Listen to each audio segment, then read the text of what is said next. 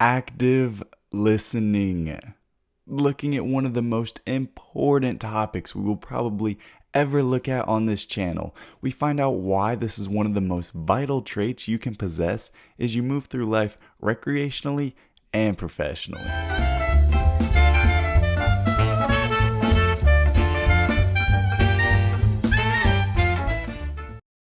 There you are, telling your friend that crazy story that happened to you the other day that was so insane you just had to let somebody know.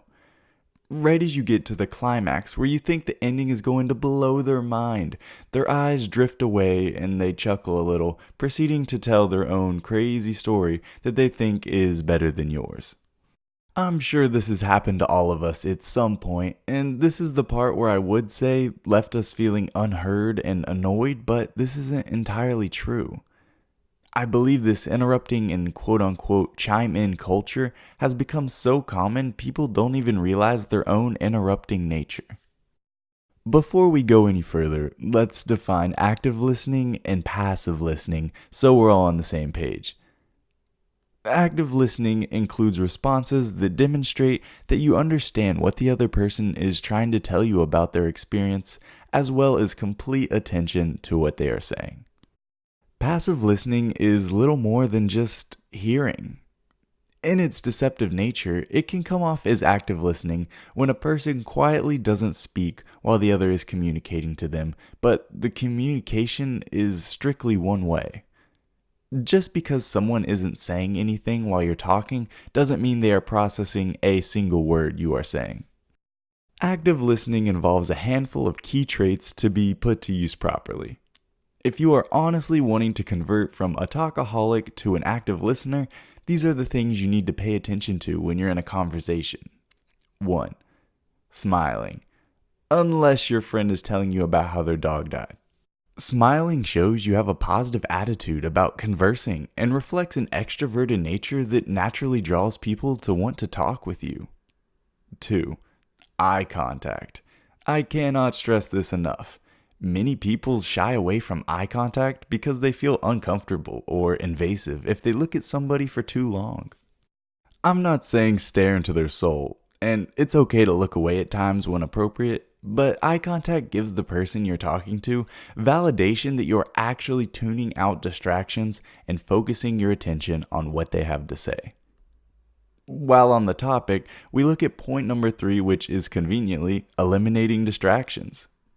There's nothing worse than explaining something that is going on in your life to someone as they proceed to pick up their phone and respond to a Snapchat or text. Sometimes things are urgent, and I understand you have to answer your mom's phone call about picking up milk from the grocery store on the way home, but there's a fine line between something that needs immediate attention and something that can be put off for 10 minutes.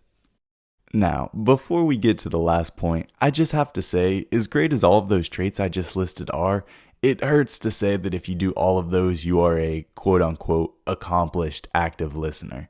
Because truly, that's nothing more than basic listening. Smiling, eye contact, and avoiding distractions should be entry level when having a real conversation with others.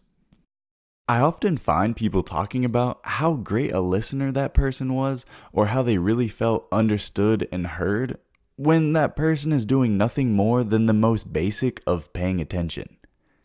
Like I said in the beginning, I feel our societal roots of only caring about what we have to say have gone so deep people forget what good listening actually is.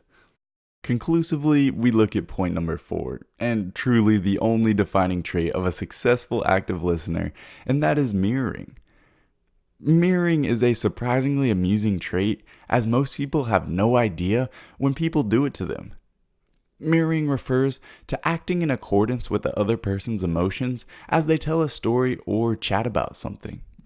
For instance, when someone tells a story, their tone of voice and facial expressions change as the story progresses. Mirroring these tones and expressions show you are not only paying attention, but actively putting energy into recreating the experience they are describing word for word. This has an immensely powerful return as the person you're talking to often gets so excited they urge to hear your opinions rather than you just cutting in the middle of their story. Look, I'm probably going to title this video Active Listening in all caps because I don't think I'll ever be able to stress the importance of hearing other people out enough. Listening develops patience and further crafts your tolerance with others when you can show that you're willing to really sit down and care to hear what the other has to say on the matter. Lastly, I would like to say this. To solve the widespread problem of impulsive interrupting and watered down attentiveness, I would like to state where I believe the crux of the problem lies. Interrupting and not listening derives from valuing what you have to say over what the other person has to say. I'm not saying you have to hold back and always let them do the talking, but understand this. When you can learn that the patience of listening not only attracts other people to you due to the clear and present character trait of composure, but also gives you the opportunity to learn something from or about that person that could benefit you down the road, all of the sudden, interrupting will seem purposeless. Thank you for joining me on this week's episode about active listening, and I hope to see you next week.